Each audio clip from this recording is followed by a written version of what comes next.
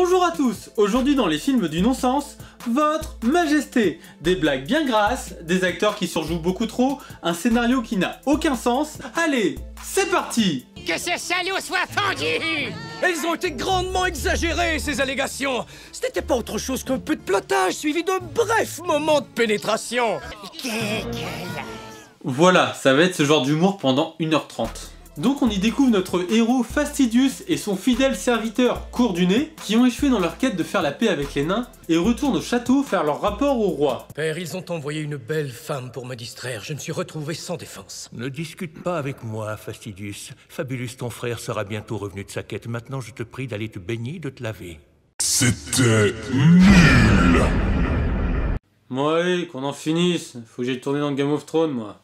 Ensuite arrive le frère de Fastidius. Très magnifique, très miséricordieux, Prince Fabulus.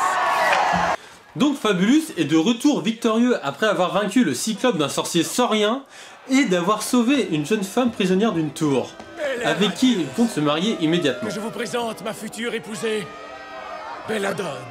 Ah, et comme elle a passé sa vie enfermée, elle est très niaise, ce qui est censé être drôle mais... Oh Fabulus, j'ai tellement hâte qu'on ait dit Imen, toi et moi. Ouais.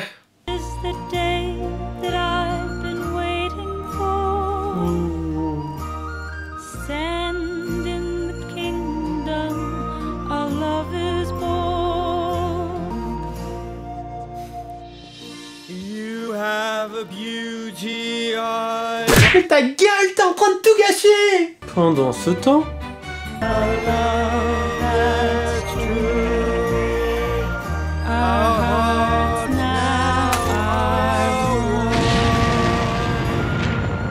Donc le mariage va être interrompu par le sorcier saurien qui, furieux, va vouloir récupérer sa prisonnière. Et tu comptes le faire de quelle manière, Surya? Magie. Espèce de fils de chienne. Donc le sorcier saurien, avec l'aide de ses 3 mères sorcières, va réussir à abattre la garde, 3 gardes, ouais, visiblement 3 gardes, et à kidnapper la princesse. Bon, en même temps t'avais 4 mages avec des pouvoirs ultra cheatés, contre 3 gardes et le prince. Et si t'ajoutes à cela que le saurien est invulnérable au coup d'épée, c'était vraiment pas dur. Ah bah ils avaient largement moyen de tuer tout le monde et de raser le château, hein. D'ailleurs, pourquoi ils l'ont pas fait?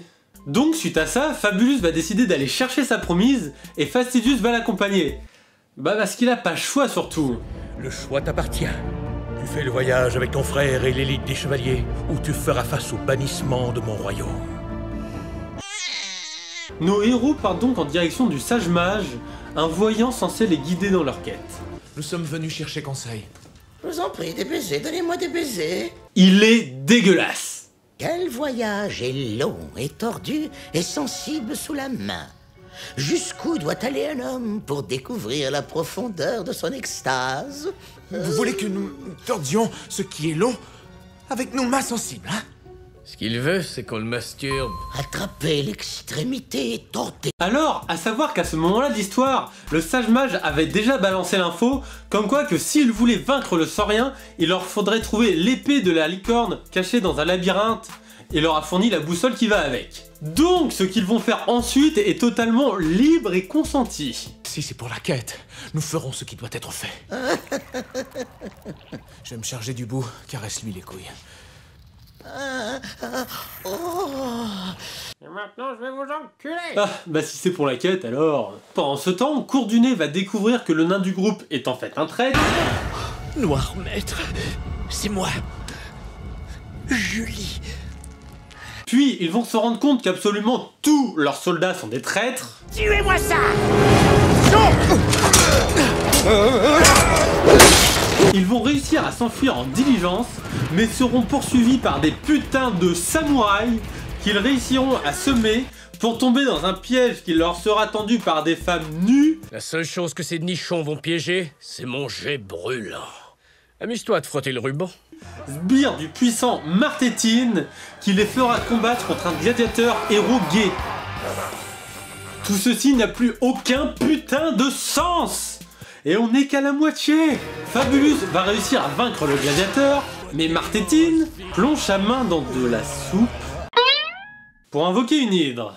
Ouais, bah je crois qu'arrivé à ce niveau-là, il n'y a plus rien qui peut nous étonner. J'ai la jambe paralysée. Il faut que vous suciez le venin. Bout du nez, suce le venin. Jamais sucé de... Suce, je te dis.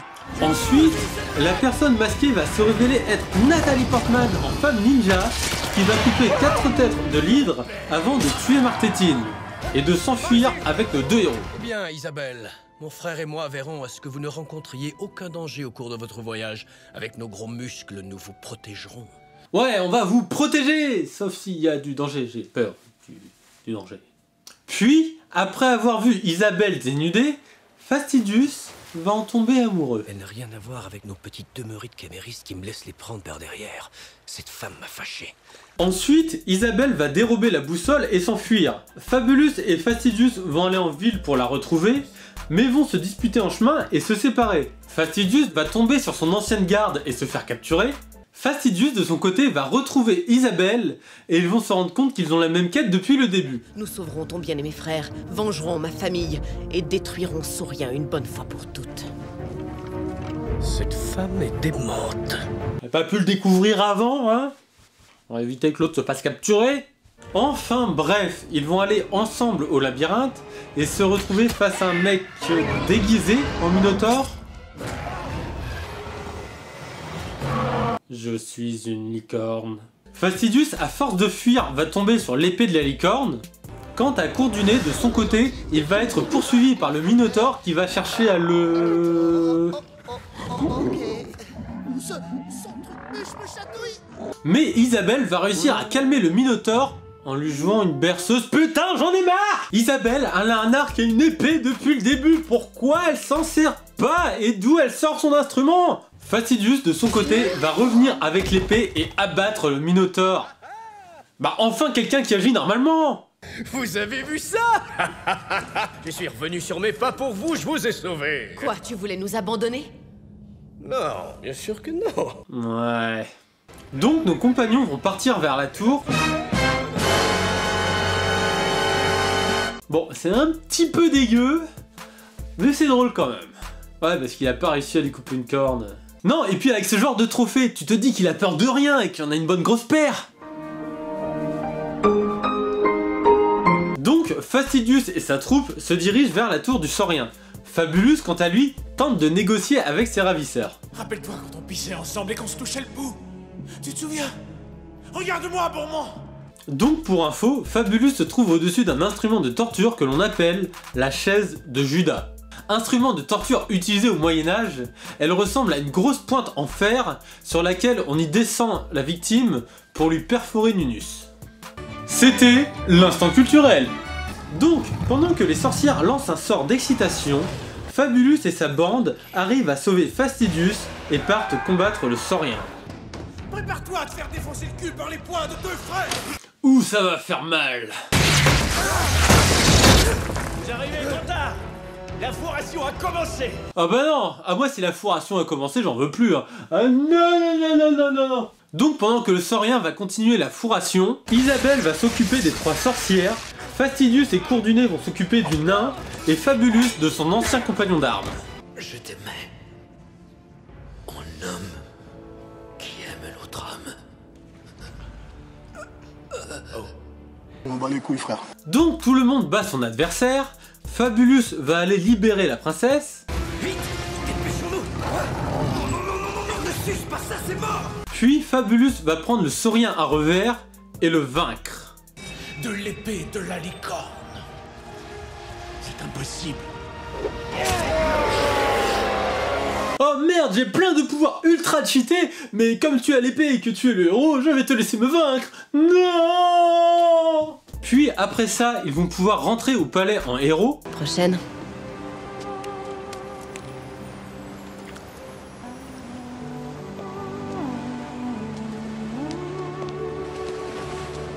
Fastidius va pouvoir terminer son mariage, Papa sera fier de son fiston, et Fabulus va décider de partir en mission avec Isabelle. Une ceinture de chasteté, mise sur moi par une affreuse sorcière il y a longtemps. Elle rôde maintenant dans les montagnes du Chamir. Ça fait chier. Allons tuer cette pute. Et... fin. Voilà, en tout cas, si t'as aimé la vidéo, n'hésite pas à me le dire dans les commentaires, à me dire quel film tu aimerais voir traité plus tard, et moi je vous dis à bientôt les gens.